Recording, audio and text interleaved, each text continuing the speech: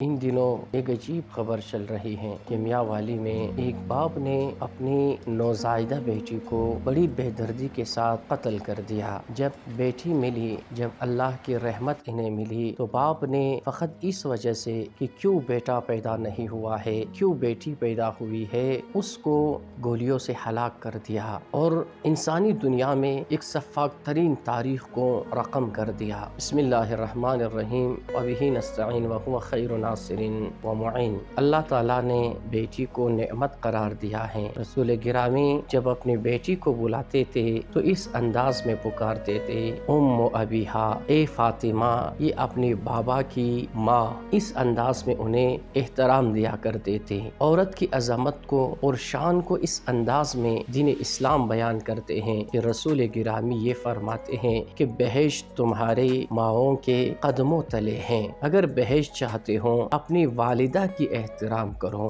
ہمارے اسی معاشرے کے اندر میاں والی میں ایک سنگ دل باپ نے عجیب تاریخ رقم کر دی۔ 2 سال سے اس انتظار میں تھا کہ خدا مجھے فرزند عطا کرے، لیکن وہ ایک ناشکرہ باپ تھا جو اس انتظار میں تھا کہ حتماً گھر میں بیٹھا ہوں، لیکن جب بچہ پیدا ہوتا ہے تو ان کے منشا کے خلاف، مرضی کے خلاف وہ بیٹی ہوتی ہے۔ جب بیٹی 7 دن کی ہوتی ہے اور بیٹی کا نام بھی جنت ہے، جب یہ بیٹی 7 دن کی ہوتی ہے تو یہ سنگ دل باپ جو ہے اسے گولیاں مار کر قتل کرتے ہیں۔ عزیزان گرامی، یہ وہی جہالت کا دورہ ہے۔ پاکستان کے گوشہ و کنار میں ہم کبھی کبھار عجیب و غریب خبریں سنتے ہیں، کہیں پہ اسی طرح اپنے بچی کو قتل کرتے ہیں، کبھی جو ہے خود بھی خودکشی کر لیتے ہیں اور اپنے بچوں کو بھی دریا میں پھینک دیتے ہیں، کہیں پہ چھوٹی بچیوں کی عصمت دری ہو کر ان کے لاش کو جلا دیتے ہیں یا انہیں کھیتوں میں پھینک دیتے ہیں۔ لیکن کبھی اسی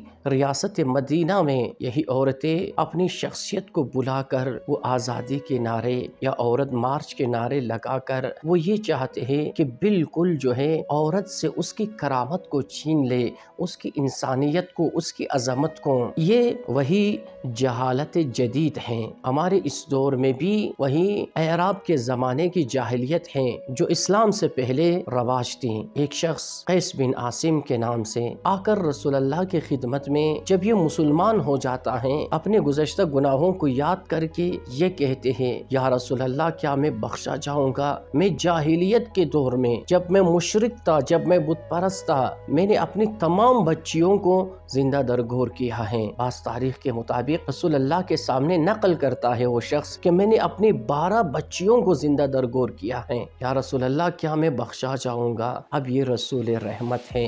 جب رسول رحمت نے ان کے داستان سنی، آپ کی آنکھوں سے اشک جاری ہوئے، رسول اللہ زار و قطار رونے لگے اور اس شخص سے یہ کہا کہ من لا یرحم ولا یرحم، جو رحم نہیں کرے گا اس پہ رحم نہیں کیا جائے گا، اور دستور دے دیا، اس شخص سے یہ کہا کہ میرے آنکھوں کے سامنے سے دور ہو جا۔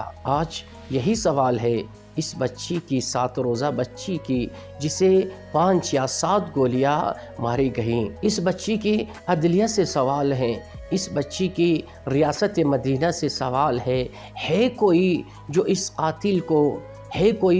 اس قاتل کو قرار واقعی سزا دے؟ قسم بخدا جب انسان سن لیتا ہے تو انسان بے چین ہوتا ہے، صبر کا پیمانہ لبریز ہو جاتا ہے۔ آخر میں یہی کہوں گا میڈیا والوں سے کہ اس قدر اس خبر کی پرچار کرے تاکہ وہ قاتل گرفتار ہو جائے اور اسے جو ہے عبرتناک سزا ملنا چاہیے کہ کوئی بھی انسان یہ جرأت نہ کر سکے کہ اس طرح بچیوں کو قتل کرے۔ یہاں پہ ضروری ہے کہ ریاست مدینہ اپنی ذمہ داری انجام دے کہ عدالت پہ بیٹھے ہوئے جو عدالت اجرا کرنا چاہتے ہیں یہ ان کی ذمہ داری ہے۔ قسم بخدا آج اگر اس بچی کو انصاف نہیں ملی تو آج بھی ہمارے حال زار پہ رسول اکرم آج بھی ہمارے حال زار پہ رو رہے ہوں گے، آج بھی ہم شرمندہ ہے اپنے پاک نبی کے سامنے۔ بس خداوند عالم سے یہ دعا ہے کہ ایک دن آئے پاکستان میں،